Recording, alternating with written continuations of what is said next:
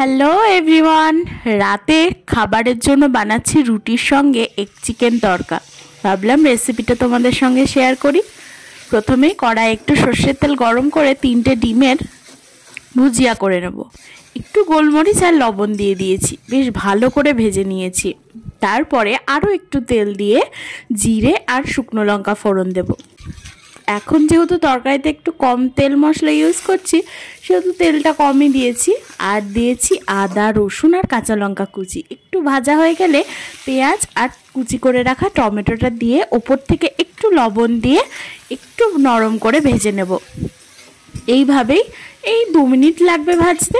2 minute ধরে ভেজে যাওয়ার পরই দেখবে এরকম নরম সফট হয়ে গেছে, কালারটাও চেঞ্জ হয়ে গেছে। তারপরেই আলাদা করে মশলা রেডি করে রেখেছিলাম, আদা, রসুন, কাঁচা লঙ্কা আর টমেটো বাটা। এটা দিয়ে মশলাটার সঙ্গে এবার ভালো করে কষাতে হবে। একটু কষে আসলেই দিয়ে দেবো কুচি করে রাখা বোনলেস চিকেনগুলো। তারপরে ভালো করে এইটার সঙ্গে মশলাটা কষিয়ে নেব। একদম হাই ফ্লেমে কিন্তু কষাতে হবে।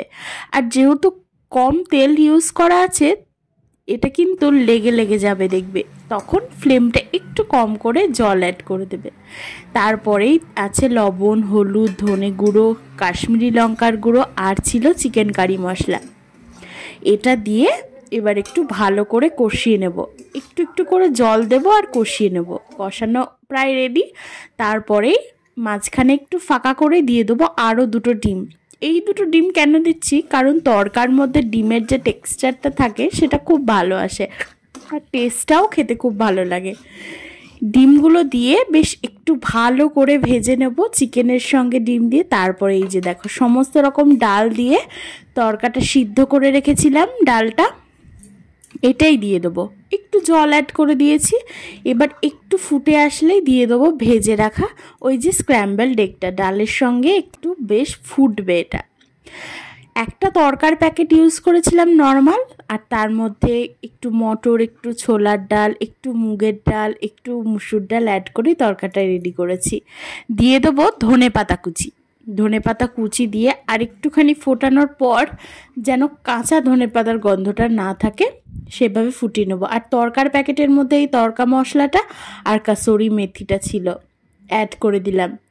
এইটুকু কাসুরি মেথি একটু কম হবে পরিমাণের জন্য, তাই ঘরের ছিল, সেখান থেকে আরও একটু অ্যাড করে দিয়েছি। বেশ ভালো করে নেড়ে নেব। যাদের তরকারিতে চিনি খাওয়াতে প্রবলেম নেই, একটু চিনি দিতে পারো নামানোর সময় লাস্টে। আর একটু ঘি বা বাটারও ইউজ করতে পারো। যেহেতু আমি খাবো চিনি ঘি কোনোটাই এখন খাবো না, সেই জন্য আলাদা করে সার্ভ করব বাটার দিয়ে। দেখো তরকা একদম রেডি হয়ে গেছে। রুটির সঙ্গে সার্ভ করেছি আর ওপর থেকে একটু বাটার দিয়ে দিয়েছি। দারুণ খেতে হয়েছিল। সঙ্গে পেঁয়াজ, লঙ্কা, রুটি, তরকা, দারুণ কম্বিনেশন। কেমন লাগলো রেসিপিটা অবশ্যই জানিও। খুব টেস্টি হয়েছিল আজকের খেতে।